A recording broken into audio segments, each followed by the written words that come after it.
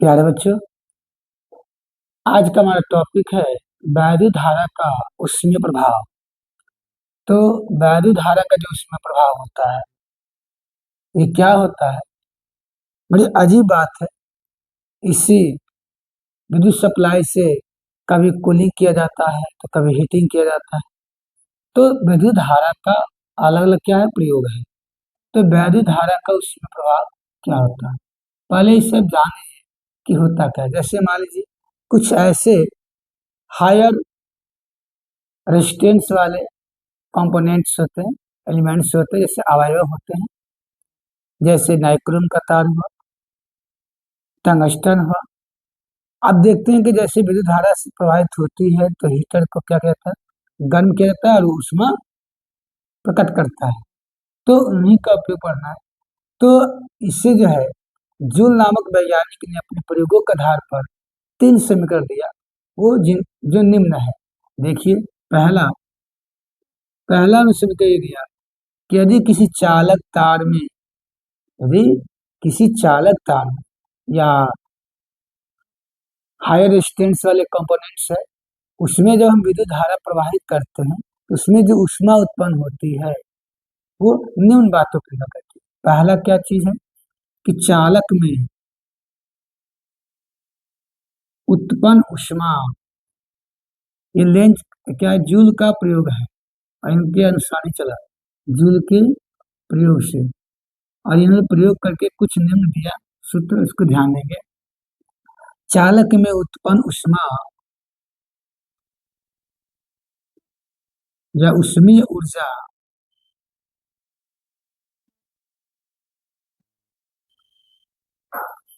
उत्पन्न ऊष्मा या उत्पन्न ऊष्मीय ऊर्जा चालक में प्रवाहित धारा, प्रवाहित विद्युत धारा आई, प्रवाहित विद्युत धारा आई के वर्ग के वर्ग के अनुक्रमानुपाती होता है, यानी समानुपाती। वर्ग के अनुक्रमानुपाती होता है।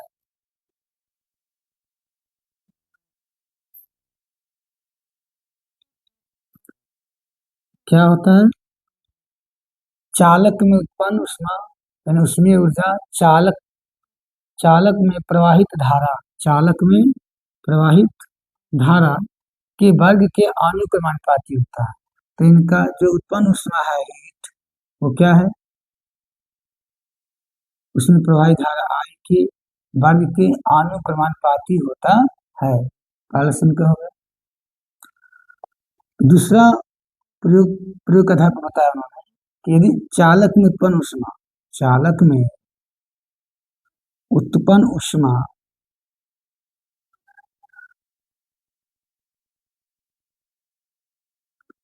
चालक में उत्पन्न ऊष्मा चालक के प्रतिरोध, चालक के प्रतिरोध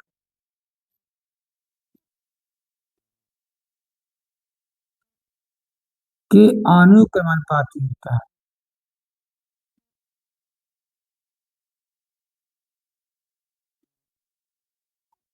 अनुक्रमानुपाती होता है, अर्थात जो ऊष्मीय ऊर्जा उत्पन्न हो रही है वो क्या है, चालक तार के रेजिस्टेंस यानी प्रतिरोध के क्या होता है, अनुक्रमानुपाती होता है। समीकरण दो। तीसरा ये है कि चालक में उत्पन्न ऊष्मा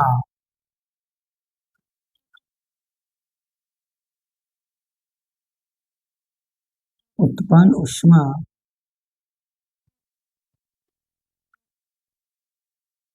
चालक में उत्पन्न ऊष्मा, अब चालक में जो ऊष्मा उत्पन्न हो रही है, जितने हम देर तक, जितने समय तक प्रभावित करेंगे उतना ही क्या होगा, उसकी ऊष्मीय ऊर्जा और ज्यादा प्रकट होगी। तो चालक उत्पन्न ऊष्मा जितने समय तक या चालक में उत्पन्न ऊष्मा समय के आनुपातिक होती है। चालक में उत्पन्न ऊष्मा समय के आनुक्रमानुपातिक होती है।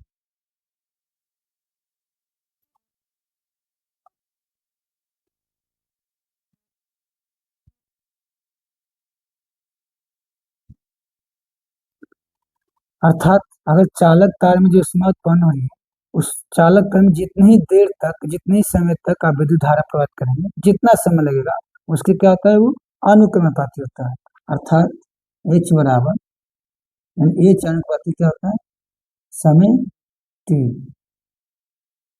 अब देखिए, जैसे मान लीजिए चालक तार में, यहाँ आप देखते हैं कि अगर चालक तार में जो ऊष्मा उत्पन्न हो रही है, उसमें प्रवाही धारा क्या है, आनुक्रमानुपाती है। अर्थात अगर धारा का दोगुना कर दें आप,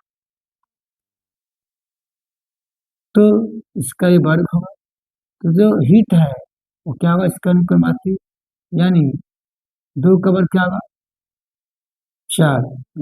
अर्थात अगर किसी चालक तार में जो ऊष्मा उत्पन्न हो रही है, उसमें प्रवाही धारा को अगर दोगुना कर दिया जाए, तो ऊष्मा क्या हो जाएगा, 4 गुना हो जाएगा। तो ऐसे होगा। अगर मान लीजिए हम धारा को आधा कर दें, तो यहाँ पर अगर आधा कर देते हैं और इसका क्या है, वर्ग, तो क्या होगा, एक आई का और स्क्वायर होगा और 2 का स्क्वायर क्या होगा, 4 होगा। अर्थात चालक में उत्पन्न ऊष्मा उसमें प्रवाही धारा के चौथाई होगा। क्लियर है? तो आप क्या देख रहे हैं, यदि किसी चालक तार में धारा प्रवाहित हो रही है, उसका अगर दोगुना कर दिया जाए, तो उत्पन्न ऊष्मा 4 गुना आ जाता है। यदि धारा को आधा कर देते हैं, तो उत्पन्न ऊष्मा चौथाई हिस्सा हो जाता है। अर्थात अब ये तीनों समीकरण को हम मिला लें, ये समीकरण 1, 2 और ये क्या हुआ, 3। अब तीनों को मिलाया जाए तो H आनुक्रमानुपाती आई स्क्वायर आर टी। अब यहाँ आनुक्रमानुपाती नियतांक का मान 1 लिया जाए, तो H बराबर आई स्क्वायर आर टी। तो यहाँ जो उत्पन्न ऊष्मा है वो क्या है, आई स्क्वायर आर टी के समतुल्य होगा। अब कभी कभी क्या करता है कि मान लीजिए उत्पन्न ऊष्मा का मान पूछ रहा है, धारा का मान दिया, प्रतिरोध का मान दिया, समय दिया, तो आप ज्ञात कर लेते हैं। कभी कभी ऐसा होता है कि उत्पन्न ऊष्मा के मान को पूछेगा और उसमें क्या दे देगा, वाट दे देगा और समय दे देगा, तो अब कैसे करेंगे, तो ऊष्मीय ऊर्जा का एक महत्वपूर्ण सूत्र होता है, ऊष्मीय ऊर्जा का महत्वपूर्ण सूत्र,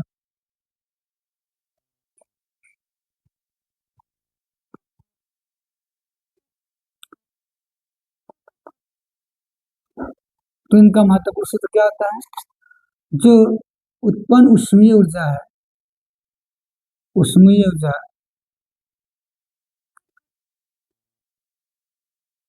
ऊष्मीय ऊर्जा बराबर शक्ति गुणे समय के बराबर होता है। अर्थात ऊष्मीय ऊर्जा को ई से प्रकट करते हैं और शक्ति को पी से और समय को टी से। तो एक ये भी सूत्र हो गया। मान लीजिए कभी कभी उत्पन्न ऊष्मा को पूछ रहा है और शक्ति दिया है, समय दिया है, तो इसके रख करके हम ये ज्ञात कर सकते हैं। अब अगला हम पढ़ाएंगे विद्युत फ्यूज, तब तक इसे नोट डाउन कर लीजिए। तो आप देखिए, फ्यूज जो तार होता है, इसका जो है विद्युत उपकरण में लगाया जाता है ताकि उनको खराब होने से बचाया जा सके। कभी कभी ये होता है कि किसी कारणवश वोल्टेज बढ़ जाता है और वोल्टेज बढ़ने के कारण घरों में सप्लाई अधिक हो जाती है और जो अन्य उपकरण होते हैं उनमें ज्यादा वोल्टेज होने के कारण वो जल जाते हैं। तो उन्हें बचाने के लिए यहाँ तक बोर्ड में भी फ्यूज वायर का प्रयोग किया जाता है। तो आप देखेंगे फ्यूज वायर क्या होता है। तो पहले देखते हैं इनका, फिर इसके बाद लिखते हैं आपको। जैसे मान लीजिए ये दो वायर है, ठीक, एक न्यूट्रल है, उदासीन तार है, और एक क्या है, एक मेन तार है, जिसमें विद्युत धारा का प्रवाह होगा, और एक विद्युत धारा का प्रवाह नहीं होगा। अब यहाँ क्या करें, एक विद्युत उपकरण है, इसको जोड़ दिया गया, चाहे पंखा हो सकता है, बैटरी हो सकता है, कुछ भी, पंखा हो सकता है, बल्ब हो सकता है, फ्रिज हो सकता है। अब क्या हुआ, ये न्यूट्रल तार है, उदासीन तार है, और ये क्या है, विद्युत उपकरण है।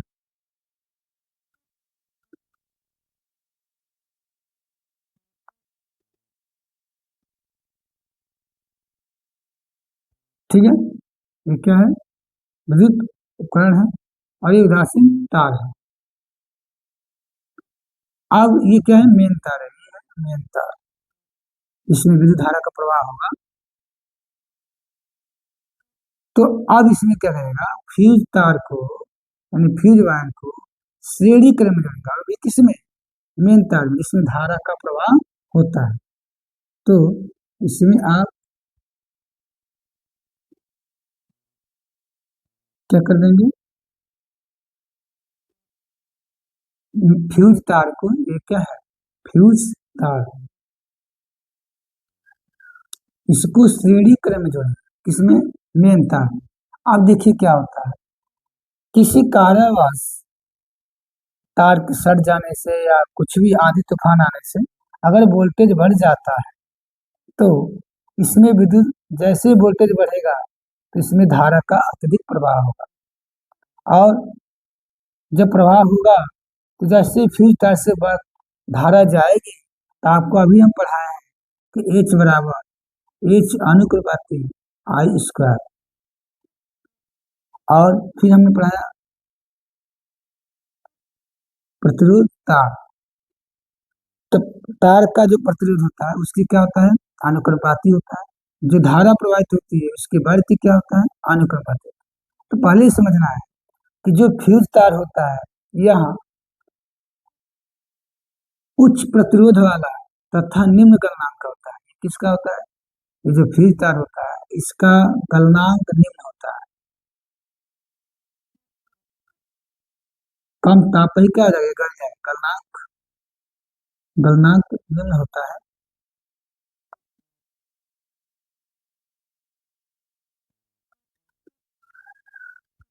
तथा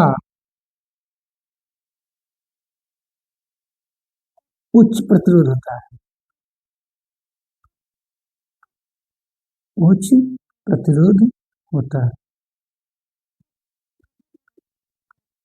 अब प्यारे बच्चों ध्यान दीजिए कि अगर फ्यूज तार का गलनांक क्या है, निम्न है, और प्रतिरोध क्या है, उच्च है, और आप जानते हैं कि जो उसमें ऊर्जा होती है वो प्रतिरोध की क्या होती है, अनुक्रमानुपाती होती है।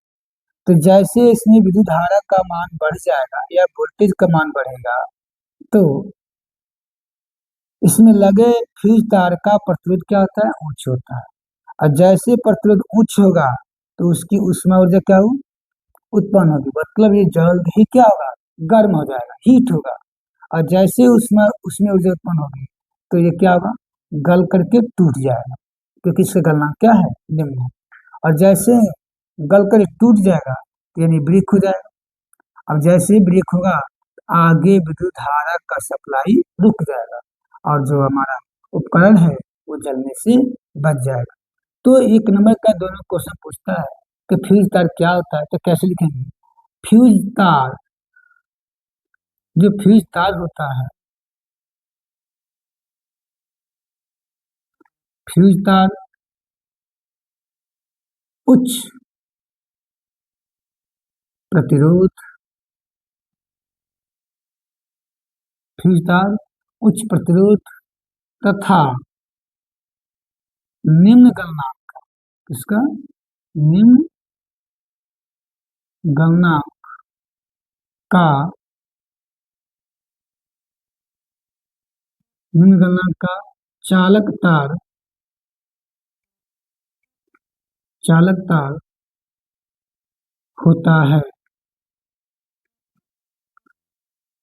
जो मिश्र धातु से मिलकर बना होता है। जो क्या होता है? मिश्र। इसमें टिन रहेगा,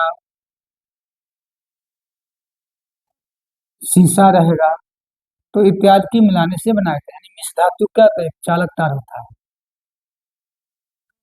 मिश्र धातु का चालक तार होता है। और जो भी तार अगर मिश्र धातु है तो उनका प्रतिरोध क्या होता है? अधिक होता है। तो मिश्र धातु का चालक तार होता है।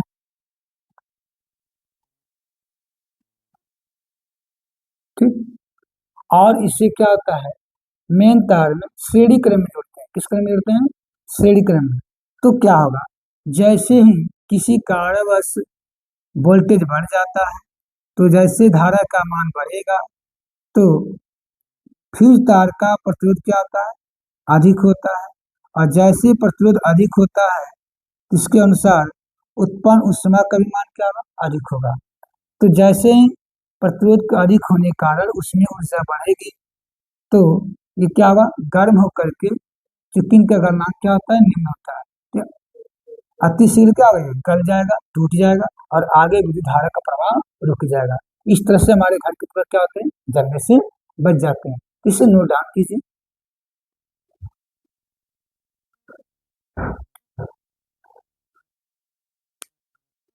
अब इसके आगे के टॉपिक हम अगले वीडियो में बात करेंगे।